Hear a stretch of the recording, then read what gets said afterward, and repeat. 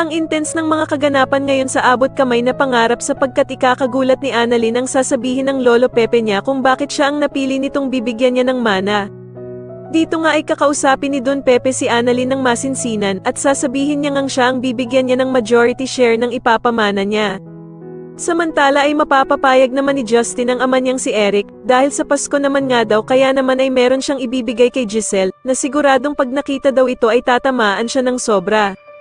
At dito nga ay sobrang lungkot na nga ni Giselle dahil sa inakala nito na hindi na siya sisiputin ng anak niyang si Justin.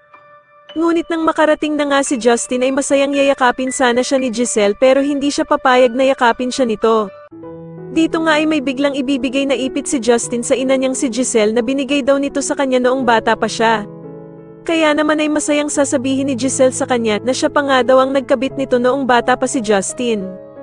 Pero ipapamukha ni Justin sa kanyang inang si Giselle na nagpakilala ito sa kanya bilang Tita Giselle. Kaya naman ay mag-iiyak si Giselle at sasabihin nga nito na pinagsisisihan na daw niya ang lahat ng nagawa niyang ito kay Justin.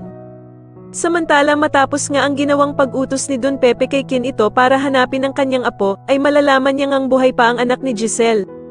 Gagawa naman ng paraan si Giselle para makausap ang kanyang anak na si Justin matapos nga nitong malaman na buhay pa pala ito na ang akala niya ay namatay na. Kaya naman ay magpapasama si Giselle kay Annalyn sa isang restaurant para makipagkita sa anak niyang si Justin.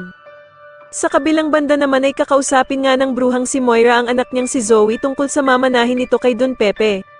Sana nga daw ay hindi pa nakikita ni Don Pepe itong si Justin kaya naman ay si Zoe pa din nga daw ang tanging tagapagmana ng mga tanyag.